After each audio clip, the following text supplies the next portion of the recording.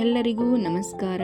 ಇವತ್ತು ಸಂಡೇ ಆಗಿರೋದ್ರಿಂದ ಸ್ಪೆಷಲ್ ಆಗಿ ನಾನ್ ವೆಜ್ ಪ್ರಿಯರಿಗೆ ನಾನ್ ವೆಜ್ ಇರಲೇಬೇಕು ಅಲ್ವಾ, ಅದಕ್ಕೆ ಮಟನ್ ಸಾಂಬಾರು ಮಾಡ್ತಾ ಇದ್ದೀನಿ.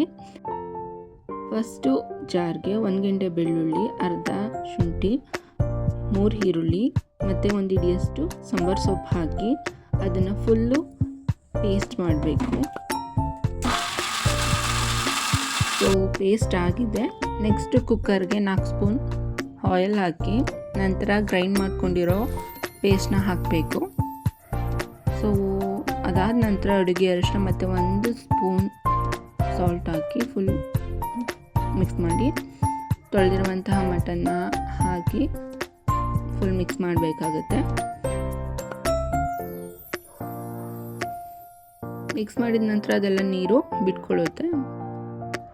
ನೀರು ಬಾಯ್ಲ್ ಆಗಿ ಡ್ರೈ ಆಗಬೇಕು. ಡ್ರೈ ಆದ ನಂತರ ನಾವು ಎಷ್ಟು ಬೇಕು ಅಷ್ಟು ಮಟನ್ ಬೇಯೋಕ್ಕೆ ನೀರು ಹಾಕಿ 3 ವಿಷಲ್ ಹೊಡಿಸ್ಬೇಕು.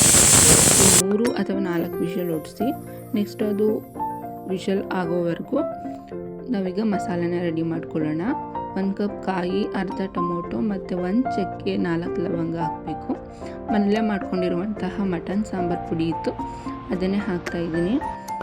3 ಸ್ಪೂನ್ ಹಾಕಿದ್ದೀನಿ. ನಿಮ್ಗೆ ಎಷ್ಟಾಗುತ್ತೆ ಅಷ್ಟು ಹಾಕ್ಕೊಳ್ಳಿ. ಖಾರ ಎಷ್ಟು ಬೇಕಷ್ಟು ಮತ್ತು 2 ಸ್ಪೂನು ಕಡಲೆ ಹಾಕಿ ಗ್ರೈಂಡ್ ಮಾಡಿಕೊಂಡೆ. ಇವಾಗ ಲಿಡ್ ಓಪನ್ ಮಾಡಿ ಮಟನ್ ಬೆಂದಿದೆ ಅಂತ ನೋಡ್ತಾ ಇದ್ದೀನಿ. ಮಟನ್ ಕೂಡ ಬೆಂದಿದೆ. ಈಗ ಗ್ರೈಂಡ್ ಮಾಡ್ಕೊಂಡಿರುವಂತಹ ಮಸಾಲೆನ ಇದರೊಳಗಡೆ ಹಾಕಿ ಫುಲ್ ಮಿಕ್ಸ್ ಮಾಡ್ತಾ ಇದ್ದೀನಿ. ಸೊ ಮಿಕ್ಸ್ ಎಲ್ಲ ಆಯಿತು. ಸೊ ರುಚಿಗೆ ತಕ್ಕಷ್ಟು ಉಪ್ಪು ಮತ್ತು ಮಟನ್ ಸಾಂಬಾರಲ್ಲಿ ಖಾರ ಇರಬೇಕು, ಚಿಲ್ಲಿ ಪೌಡರ್ ಹಾಕ್ತಾಯಿದ್ದೀನಿ. ನೆಕ್ಸ್ಟು ಕೊತ್ತಂಬರಿ ಸೊಪ್ಪು ಹಾಕಿ ಫುಲ್ ಮಿಕ್ಸ್ ಮಾಡಿ ಲಿಡ್ನ ಕ್ಲೋಸ್ ಮಾಡಬೇಕು. 1 ವಿಷಲ್ ಬಂದ ನಂತರ ಓಪನ್ ಮಾಡಿದ್ರೆ ಟೇಸ್ಟಿ ಮಟನ್ ಸಾಂಬಾರು ರೆಡಿ.